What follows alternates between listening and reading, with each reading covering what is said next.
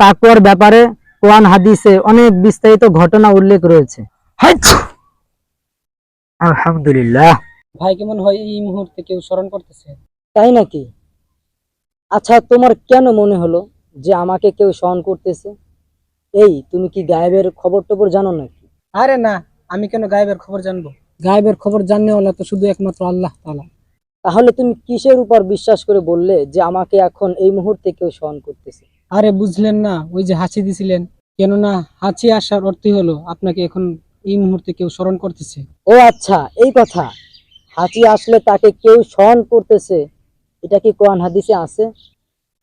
মানে তা তো আমি ঠিক ভালো করে জানি না, তবে আমি আমার বাপদাদার আমল থেকেই শুনে আসতেছি হাঁচি আসলেই নাকি তাকে কেউ স্মরণ করতেছে। এটা লোক সমাজে এখনো চলমান।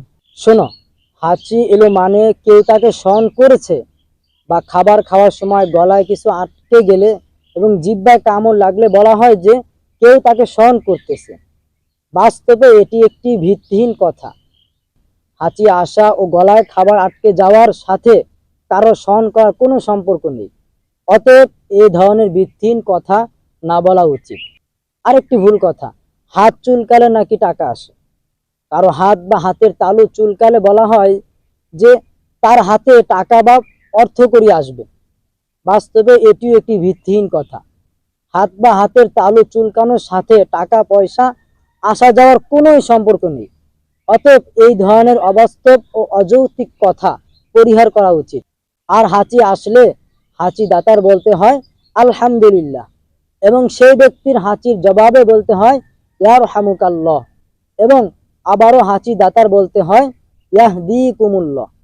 একটু কি ক্লিয়ার করে বলবেন? আসলে আমি এটা বুঝতে পারিনি। আচ্ছা শোনো, আমি হাঁচি দিলাম, তখন আমি বললাম কি আলহামদুলিল্লাহ, আর আমার এই আলহামদুলিল্লাহ বলাটা তুমি শুনেছো, তখন তুমি বলবা ইয়ার হামুকাল্লাহ। আর তুমি যে ইয়ার হামুকাল্লাহ বলেছো, ঠিক না? তোমার এই বলাটা আমিও শুনেছি, তখন আমি বলবো কি ইয়াহদিকুমুল্লাহ। ধন্যবাদ ভাই, আমাকে কিছু ভুলভ্রান্তি কথা থেকে সঠিকটা জানানোর জন্য। শুকরিয়া, জাযাকাল্লাহ।